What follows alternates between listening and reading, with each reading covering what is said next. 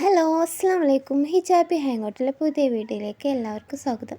ഇന്ന് ഞാൻ വന്നിട്ടുള്ളത് അള്ളാഹു നമ്മുടെ പ്രാർത്ഥനയ്ക്ക് ഉത്തരം നൽകും. പ്രാർത്ഥനയുടെ മര്യാദകൾ എന്തെല്ലാം ആണ്, ഉത്തരം ലഭിക്കുന്ന സമയങ്ങൾ, സ്ഥലങ്ങൾ ഏതൊക്കെ എന്നൊക്കെ നമുക്ക് ഇന്നത്തെ വീഡിയോയിലൂടെ പറയാം. പലരുടെയും മനസ്സിലെ സംശയമാണ്, അള്ളാഹു എൻ്റെ പ്രാർത്ഥന കേൾക്കുമോ, എന്നെ പരിഗണിക്കുമോ എന്നൊക്കെ. ഒരു വിശ്വാസിയുടെ മനസ്സിൽ ഒരിക്കലും വരാൻ പാടില്ലാത്ത ചിന്തയാണിത്. അള്ളാഹു 3 രീതിയിലാണ് നമ്മുടെ പ്രാർത്ഥനകളെ പരിഗണിക്കുന്നത്. കാരണം നാം ചോദിക്കുന്ന കാര്യത്തെക്കുറിച്ച് നമ്മളെക്കാൾ നന്നായി അറിയുന്നവൻ അള്ളാഹുവാണ്. അബൂ സഈദ് റളിയല്ലാഹു അൻഹു നിവേദനം, നബി സല്ലല്ലാഹു അലൈഹി വസല്ലം പറഞ്ഞു, പാപവും കുടുംബബന്ധം മുറിക്കലും ഇല്ലാത്ത ഏതെങ്കിലും ഒരു കാര്യം ഒരു മുസ്ലിം പ്രാർത്ഥിച്ചാൽ 3-ൽ 1 കാര്യം അള്ളാഹു അവന് നൽകുന്നതാണ്. ഒന്നുകിൽ അവൻ പ്രാർത്ഥിച്ച കാര്യം പെട്ടെന്ന് നൽകുന്നു, അല്ലെങ്കിൽ പരലോകത്തേക്ക് നീട്ടിവെക്കുന്നു. അതുമല്ലെങ്കിൽ അതുപോലെയുള്ള തിന്മ അവനെ തൊട്ട് തടയുന്നു. സ്വഹാബികൾ ചോദിച്ചു, അപ്പോൾ ഞങ്ങൾ പ്രാർത്ഥന അധികരിപ്പിക്കുകയോ? പ്രവാചകൻ അരുളി, അള്ളാഹു തന്നെയാണ് സത്യം, അധികരിപ്പിക്കൂ. അള്ളാഹു പൊറുക്കാത്ത പാപം ഏതാണെന്ന് നോക്കാം. അള്ളാഹുവിനെ വിളിച്ച് പ്രാർത്ഥിക്കാതെ അവനെ സൃഷ്ടികളെ വിളിച്ച് പ്രാർത്ഥിക്കുന്ന ധാരാളം മനുഷ്യരെ സമൂഹത്തിൽ നമുക്ക് കാണാം. അള്ളാഹു ഒരിക്കലും പൊറുക്കാത്ത പാപമാണ് ആ പ്രവൃത്തി. ഷിർക്കിനെ കുറിച്ച് അള്ളാഹു പഠിപ്പിച്ചത് ഇപ്രകാരമാണ്: തന്നോട് പങ്കു ചേർക്കപ്പെടുന്നത് അള്ളാഹു ഒരിക്കലും പൊറുക്കുകയില്ല. അതൊഴിച്ചുള്ളതെല്ലാം അവൻ ഉദ്ദേശിക്കുന്നവർക്ക് അവൻ പുറത്തു കൊടുക്കുന്നതാണ്. ആര് അള്ളാഹുവിനോട് പങ്കു ചേർക്കുന്നുവോ അവനെ തീർച്ചയായും ഗുരുതരമായൊരു കുറ്റകൃത്യമാണ് ചമച്ചുണ്ടാക്കിയിരിക്കുന്നത്. ലോകത്തേക്ക് കടന്നു വന്ന എല്ലാ നബിമാരും പഠിപ്പിച്ച ആശയം അള്ളാഹുവോട് മാത്രം പ്രാർത്ഥിക്കണം എന്നാണ്. ജീവിതത്തിൻ്റെ ഏതു പ്രതിസന്ധിയുടെ സന്ദർഭങ്ങളിലും അള്ളാഹുവോട് മനുഷ്യന് പ്രാർത്ഥിക്കാം. അള്ളാഹു അല്ലാത്തവരോട് പ്രാർത്ഥിക്കുന്നതിൻ്റെ നിഗൂഢത അള്ളാഹു ബോധ്യപ്പെടുത്തുന്നുണ്ട്. അള്ളാഹു പറഞ്ഞു, നിങ്ങൾ അവരോട് പ്രാർത്ഥിക്കുന്ന പക്ഷം അവർ നിങ്ങളുടെ പ്രാർത്ഥന കേൾക്കുകയില്ല. അവർ കേട്ടാലും നിങ്ങൾക്കവർ ഉത്തരം നൽകുന്നതല്ല. ഉയിർത്തെഴുന്നേൽപ്പിൻ്റെ നാളിലാകട്ടെ നിങ്ങൾ അവരെ പങ്കാളിയാക്കിയതിനെ അവർ നിഷേധിക്കുന്നതാണ്. സൂക്ഷ്മജ്ഞനുള്ളവനെ, നിനക്ക് വിവരം തരാൻ ആരുമില്ല. മനുഷ്യരെ, ഒരു ഉദാഹരണമിതാ വിവരിക്കപ്പെടുന്നു. നിങ്ങൾ അത് ശ്രദ്ധിച്ചു കേൾക്കുക. തീർച്ചയായും അള്ളാഹുവിന് പുറമെ നിങ്ങൾ വിളിച്ചു പ്രാർത്ഥിക്കുന്നവർ ഒരു ഈച്ചയെപ്പോലും സൃഷ്ടിക്കുകയില്ല. അതിനായി അവരെല്ലാവരും ഒത്തുചേർന്നാൽ പോലും ഈച്ച അവരുടെ പക്കൽ നിന്ന് വല്ലതും തട്ടിയെടുത്താൽ അതിൻ്റെ പക്കൽ നിന്ന് അത് മോചിപ്പിച്ച് എടുക്കാനാവും അവർക്ക് കഴിയില്ല. അള്ളാഹുവോട് ചോദിക്കുന്നവനാണ് നമ്മോട് അള്ളാഹുവിനെ ആവശ്യപ്പെടുന്നത്. പ്രവാചകൻ മുഹമ്മദ് മുസ്തഫ സല്ലല്ലാഹു അലൈഹി വസല്ലം പറഞ്ഞു, അള്ളാഹുവിനോട് ചോദിക്കാത്തവൻ്റെ മേൽ അള്ളാഹു കോപിക്കുന്നതാണ്. ഇനി നമുക്ക് പ്രാർത്ഥനയുടെ മര്യാദകൾ എന്തെല്ലാമാണെന്ന് നോക്കാം. തെളിവുകൾ വിശദീകരിക്കാതെ പ്രാർത്ഥനയുടെ മര്യാദകളാണ് ഈ അധ്യായത്തിൽ ഞാൻ പറയുന്നത്. പ്രമാണങ്ങളിൽ വന്ന മര്യാദകളെ ഓർമ്മപ്പെടുത്തലാണ് ഉദ്ദേശം. പ്രാർത്ഥനയ്ക്ക് മുമ്പ് നാം മനസ്സിലാക്കേണ്ട ഭാഗങ്ങളാണ് ഇതെല്ലാം. അള്ളാഹുവിനോട് മാത്രം പ്രാർത്ഥിക്കുക. പ്രാർത്ഥിക്കുന്നവൻ രക്ഷകർത്തൃത്വത്തിലും ആരാധ്യത്തിലും നാമവിശേഷണങ്ങളിലുമുള്ള അള്ളാഹുവിൻ്റെ ഏകത്വം അംഗീകരിച്ച്, അള്ളാഹുവിനെ മാത്രം അംഗീകരിച്ച്, അള്ളാഹുവിനോട് ഭാരമേൽപ്പിച്ച്, മനസ്സിൽ ഉറപ്പിച്ച് അതനുസരിച്ച് പ്രവർത്തിക്കുന്നവനാകണം. ആത്മാർത്ഥതയായിരിക്കണം പ്രാർത്ഥന. അള്ളാഹുവിൻ്റെ റസൂലിൻ്റെ ചര്യയനുസരിച്ചായിരിക്കണം. അള്ളാഹുവിനെ വാഴ്ത്തി പുകഴ്ത്തി നബി സല്ലല്ലാഹു അലൈഹി വസല്ലമയ്ക്ക് വേണ്ടി സ്വലാത്ത് ചൊല്ലി തുടങ്ങുക. അപ്രകാരം അവസാനിപ്പിക്കുക. ഉത്തരം കിട്ടും എന്ന ഉറപ്പോടെ നമ്മൾ പ്രാർത്ഥിക്കുക.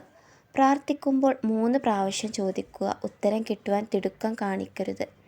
പ്രാർത്ഥിക്കുമ്പോൾ ഹൃദയ സാന്നിധ്യം ഉണ്ടായിരിക്കുക, അഥവാ ഉള്ളറിഞ്ഞ് പ്രാർത്ഥിക്കുക.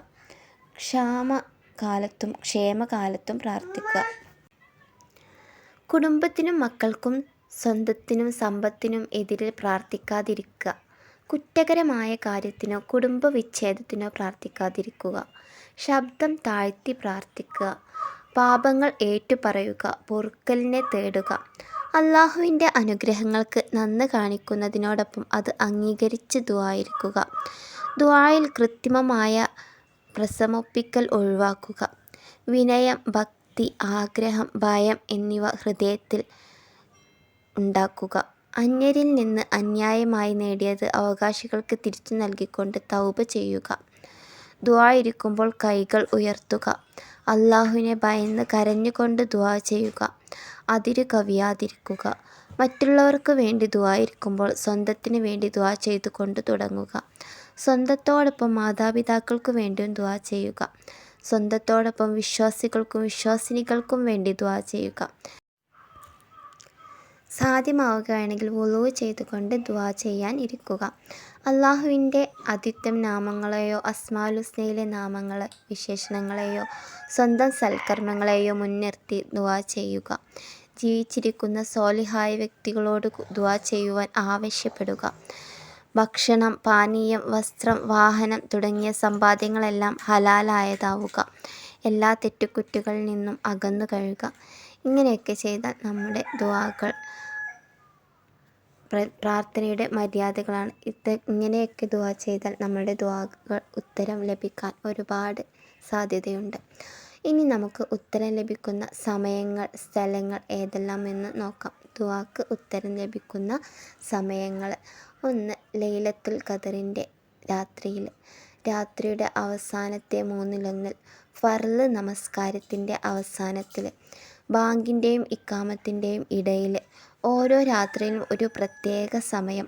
ഫർള് നിസ്കാരത്തിന് ബാങ്ക് മുഴങ്ങുമ്പോൾ, മഴ വർഷിക്കുമ്പോൾ, യുദ്ധത്തിൽ സൈന്യങ്ങൾ കണ്ടുമുട്ടുമ്പോൾ, വെള്ളിയാഴ്ച അസറിനു അവസാന സമയം അല്ലെങ്കിൽ ഖുതുബയുടെയും ജുമയുടെ നിസ്കാരത്തിൻ്റെയും സമയം, സംസം വെള്ളം കുടിക്കുമ്പോൾ, സുജൂദിൽ, രാത്രി ഉറക്കത്തിൽ നിന്ന് ഉണരുമ്പോൾ, ശുദ്ധി ചെയ്ത് ഉറങ്ങി പിന്നീട് രാത്രി ഉറക്കത്തിൽ നിന്നുണർന്ന് എഴുന്നേൽക്കുകയും ദുആ ചെയ്യുകയും ചെയ്താൽ, മരണം നടന്ന ഉടനെ അവിടെ വെച്ചുള്ള ദുആ, സഹോദരൻ്റെ അസാന്നിധ്യത്തിൽ അവനു വേണ്ടിയുള്ള ദുആ, അറഫാ ദിനം അറഫയിൽ വെച്ചുള്ള ദുആ,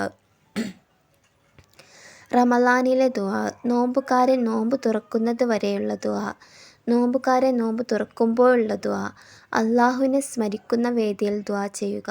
മുസീബത്തുകൾ ഏൽക്കുമ്പോൾ തികഞ്ഞ ആത്മാർത്ഥതയുണ്ടാവുകയും അള്ളാഹുവിലേക്ക് ഹൃദയം അടുക്കുകയും ചെയ്യുമ്പോഴുള്ള ദുആ, പിതാവ് സന്താനങ്ങൾക്ക് വേണ്ടിയോ അവർക്ക് എതിരിലോ നടത്തുന്ന ദുആ, യാത്രക്കാരൻ്റെ ദുആ, നിർബന്ധിതാവസ്ഥയിലുള്ള ദുആ, നീതിമാനായ ഭരണാധികാരിയിൽ നിന്നുള്ള ദുആ, പുണ്യം ചെയ്യുന്ന മക്കളിൽ നിന്ന് മാതാപിതാക്കൾക്ക് വേണ്ടിയുള്ള ദുആ, വുളൂ ചെയ്ത ഉടനെ ചൊല്ലേണ്ട സുന്നത്തിൽ സ്ഥിരപ്പെട്ട ദുആ, ഹജ്ജിൽ ജംറത്തുൽ സുഗ്റയും ജംറത്തുൽ ഉസ്തയും എറിയുന്ന ശേഷമുള്ള ദുആ, കഅബക്ക് അകത്തുള്ള ദുആ, ഹജ്ജും ഉംറയും നിർവഹിക്കുന്നവൻ സഫാ മർവകളിൽ നിർവഹിക്കുന്ന ദുആ, ദുൽഹിജ്ജ 10-ന് മശ്അറുൽ ഹറാമിൽ വെച്ചുള്ള ദുആ എന്നിങ്ങനെയുള്ള സ്ഥലങ്ങളും സന്ദർഭങ്ങളുമാണ് ഏറ്റവും കൂടുതൽ ഉത്തരം ലഭിക്കുന്ന സമയങ്ങളും സ്ഥലങ്ങളും. നമ്മുടെ എല്ലാവരുടെയും ആഗ്രഹങ്ങളും പ്രാർത്ഥനകളും അള്ളാഹു സഫലമാക്കി തരട്ടെ എന്ന് ദുആ ചെയ്തുകൊണ്ട് എൻ്റെ വീഡിയോ ഞാൻ ഇവിടെ അവസാനിപ്പിക്കുന്നു. അടുത്ത വീഡിയോയുമായി വീണ്ടും കാണാം ഇൻഷാ അല്ലാഹ്.